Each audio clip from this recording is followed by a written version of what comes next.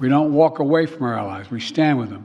স্থানীয় সময় বুধবার ইউক্রেন, ইসরায়েল ও তাইওয়ানকে বিশাল অঙ্কের সামরিক সহায়তার একটি বিলে সই করেন প্রেসিডেন্ট জো বাইডেন। এ সময় বেশ উচ্ছ্বাস প্রকাশ করতে দেখা যায় তাকে। ইউক্রেনকে সামরিক সহায়তা নিয়ে যুক্তরাষ্ট্রের কংগ্রেসে কয়েক মাসের অচলাবস্থার পর এ সংক্রান্ত বিলটি মঙ্গলবার সিনেটে পাশ হয়।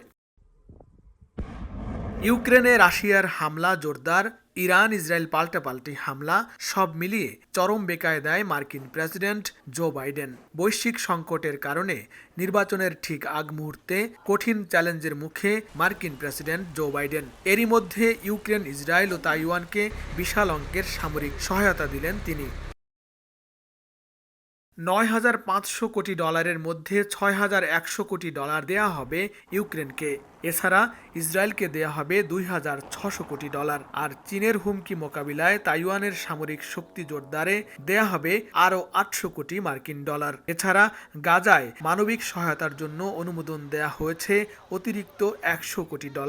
সহায়তা বিলে স্বাক্ষরের পর সাংবাদিকদের বাইডেন বলেন, রাশিয়ার অগ্রযাত্রা ঠেকাতে ইউক্রেনকে সাহায্য করতে যুক্তরাষ্ট্র এখনই নতুন অস্ত্র এবং সাজ সরঞ্জাম পাঠাতে শুরু করবে।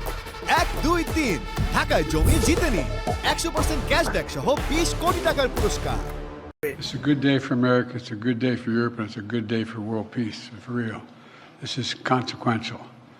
I just signed into law the national security package that was passed by the House of Representatives this weekend and by the Senate yesterday. It's going to make America safer, it's going to make the world safer, and it continues America's leadership in the world, and everyone knows it. It gives vital support to America's partners and so they can defend themselves against threats to their sovereignty. ফিলিস্তিনিদের উপর নির্বিচারে গণহত্যার মধ্যেই ইসরায়েলকে যুক্তরাষ্ট্রের বিশাল অঙ্কের এই সামরিক সহায়তা নিয়ে শুরু হয়েছে ব্যাপক সমালোচনা। গাজায় যুদ্ধবিরতির দাবিতে যখন বিক্ষোভে উত্তাল যুক্তরাষ্ট্র, ঠিক সেই মুহূর্তে এই সামরিক সহায়তার বিলে সই করলেন বাইডেন। একদিকে গাজার রাফায় স্থল অভিযান না চালানোর আহ্বান জানিয়ে আসছে যুক্তরাষ্ট্র, আর একদিকে ইসরায়েলকে সামরিক সহায়তা দিয়ে কোনো কার্পণ্য করছে না বাইডেন প্রশাসন। ওয়াশিংটনের এই পদক্ষেপ গাজায় ইসরায়েলি আগ্রাসনের মাত্রা আরও বাড়িয়ে তুলবে বলে মনে করছেন অনেকে। লস্কর আল মামুন, সময় সংবাদ, যুক্তরাষ্ট্র।